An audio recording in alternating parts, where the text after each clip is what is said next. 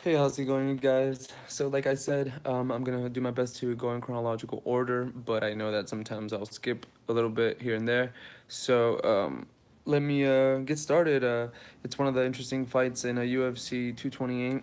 It's a very important matchup in the women's division. It's gonna be Jessica Andrade versus Karolina Kowalkiewicz or something like that. I'm not even gonna try to attempt to say that again.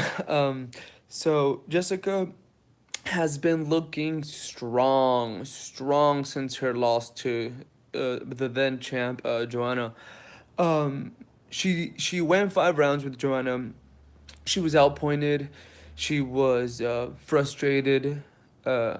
She was just beaten. She was not good enough that day. Joanna was still on point. She was still on fire. She was still fresh in her prime.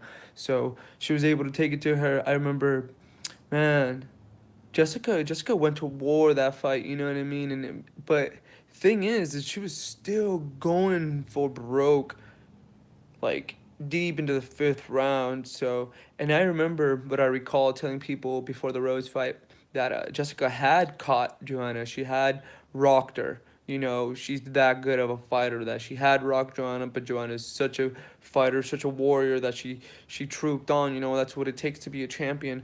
So, she was able to defend her belt that night, and but Jessica bounced back. She redeemed herself. She picked herself up, dusted herself off, and man, she looks strong. Everybody they put in front of her, she's been able to just dominate. And one of her impressive performances was against Claudia. That was, man, that one was impressive. The Claudia Gadella beat down, like, I did not see that coming, you know, and then I'm so glad I didn't bet on that fight because I would have put money on Claudia, you know, because Claudia was looking strong. She was coming off of a bunch of wins. I believe she had just lost to Joanna, so she had just been beating a lot of people as well, and everybody knows they're both right there. So when they went against each other, when Jessica and Claudia Gadella went against each other, you saw how Claudia started strong, but Jessica ended it very strong. She ended it much stronger, which was a convincing case